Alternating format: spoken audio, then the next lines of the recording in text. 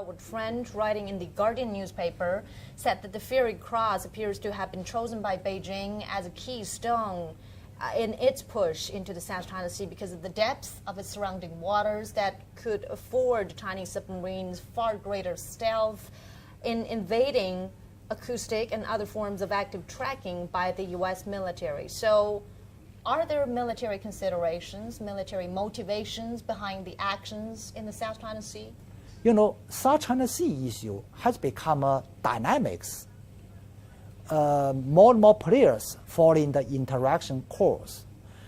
In short, we are facing two fates. One fate is all players should be interacted positively towards the peaceful solution direction. The other choice is the players either intentionally or reactively involved in negative interaction, mainly by military means. So the scenario you mentioned by the Guardian is actually meaning a sort of negative direction, say military or submarine, even warships, whatever. But we're not getting there yet. Well, we're not getting yet, but we cannot exclude such a probability, especially for China. But let's look at the existing situation at South China Sea.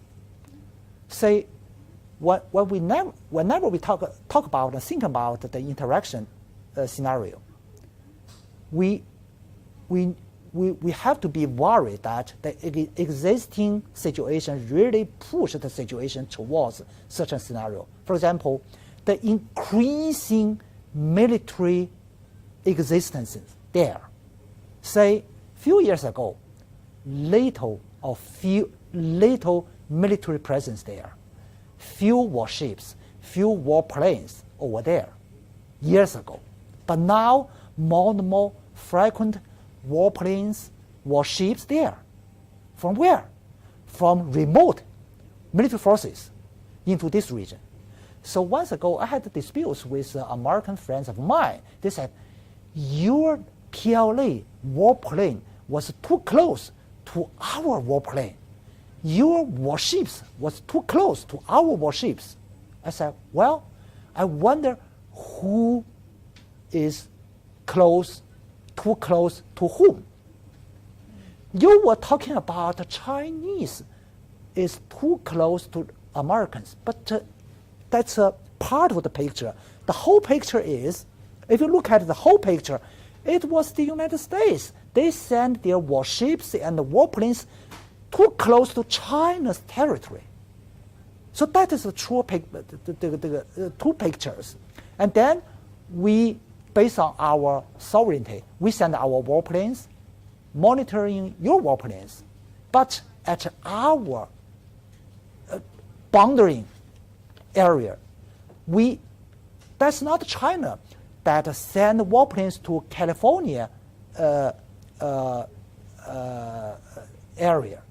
That's the U.S. to send warships and warplanes to South China Sea, very near to Chinese mainland. Will the Philippines and China be able to settle the dispute on their own without any third party involved? Well, China has proposed a very thoughtful, the so-called dual-track negotiation proposal. In short, the South China Sea issue contains two category challenges. One challenge is how to solve the sovereign disputes. Very simple. Say, you said that is yours, and I said that is mine. They need to negotiate. And the other challenge, the other category of challenge is the stability and the peace and the freedom of passages. The second challenge relating to U.S., Australia, Japan, India, and others. Okay. However, according to international law, all regional issues, all disputes within a region should be directly addressed, negotiated by the related parties. For example, if there are some troubles in Japan Sea, that is the responsible for the countries surrounding Japan Sea.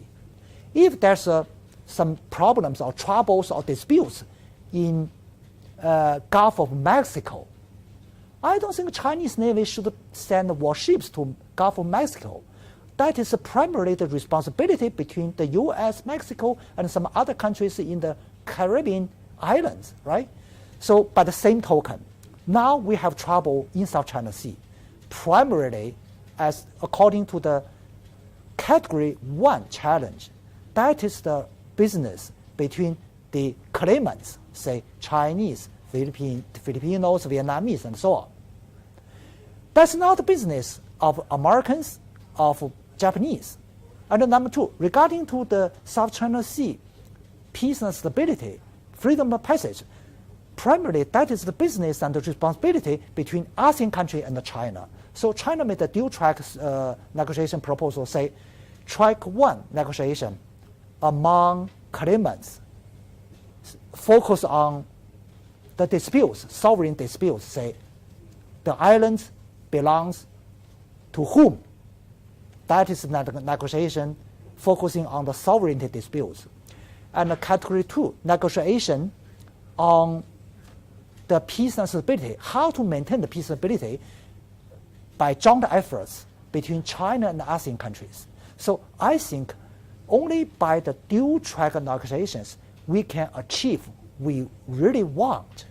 And the U.S. should seriously thinking about the dual track negotiation proposal and encourage all the related parties go through the dual track negotiation rather than to go keep sending the warships or warplanes or going to the so-called arbitration, illegal arbitration. That is a really counterproductive way.